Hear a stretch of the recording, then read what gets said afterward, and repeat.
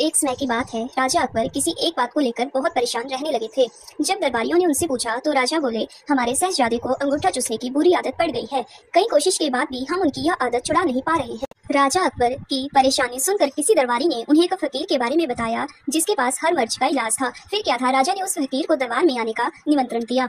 जब फकीर दरबार में आया तो राजा अकबर ने उन्हें अपनी परेशानी के बारे में बताया। फकीर ने राजा की पूरी बात सुनकर परेशानी को दूर करने का वादा किया और 1 हफ्ते का समय मांगा। जब 1 हफ्ते के बाद फकीर दरबार में आया तो उन्होंने शहजादे को अंगूठा चूसने की बुरी आदत के बारे में प्यार से समझाया और उसके नुकसान भी बताए। फकीर की बातों का शहजादे पर बहुत प्रभाव पड़ा और उसने अंगूठा न चूसने का वादा भी किया। सभी दरबारियों ने यह देखा तो राजा से कहा, जब यह काम इतना आसान था तो फकीर ने इतना समय क्यों लिया? आखिर उसने क्यों दरबार का और आपका समय खराब किया? राजा दरबारियों की बातों में आ गए और उन्होंने फकीर को दंड देने की ठान ली। सभी दरबारी राजा का समर्थन कर रहे थे, लेकिन बीरबल चुपचाप था।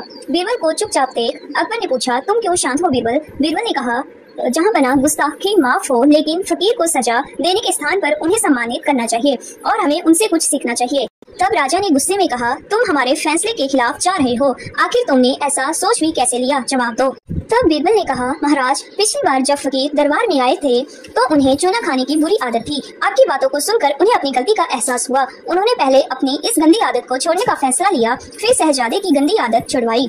बीरबल की बात सुनकर दरबारियों और राजा अकबर को अपनी गलती का एहसास हुआ और सभी ने फकीर से क्षमा मांगकर उसे सम्मानित किया।